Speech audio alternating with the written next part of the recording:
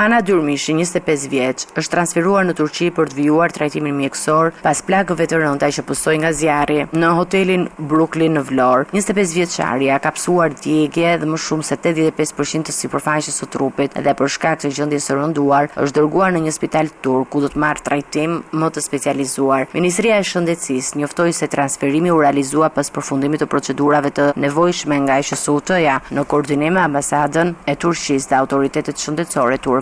Kostoja e trajtimit të 25 vjeçares në Turqi do të përballohet nga shteti shqiptar. Zjarri në hotelin Brooklyn në lungomare të Vlorës u regjistrua mëngjesin e së dielës dhe shkaktoi plagosjen e 6 personave, 5 prej tyre shtetas të Kosovës dhe 1 nga Rosheni. Situata u përshkallëzua brenda pak minutash, duke detyruar disa prej pushuesve të kërkonin shpëtim përmes ballkoneve për t'u larguar nga godina e përfshirë nga flakët. Mes të plagosurve vijon të jetë nën kujdesin mjekësor dhe Aldo Kasimi, 30 vjeç, i cili ka psuar djegje në rreth 30% të trupit. Ndërkohë, Derim dhe Erlinda Rexhepi u trajtua në spitalin e traumës për shkak të frakturave të marra gjatë përpjekjes për t'u larguar nga hoteli. Gjendja e tyre dhe plagosurve të tjerë raportohet e stabilizuar. Sipas hetimeve paraprake, flakët kanë nisur në katin e parë të hotelit dhe dyshohet se shkak është bërë një defekt elektrik në prizën e frigoriferit. Në momentin e zjarrit në godin ndodheshin edhe turistë të tjerë të huaj, të cilët fatmirësisht nuk pësuan dëmtime. Pas ngjarjes, autoritetet kanë shtuar kontrollet në hotelet dhe strukturat e tjera akomoduese në vend, me fokus të respektimit të rregullave të sigurisë dhe funksionimit të sistemeve kundër zjarrit.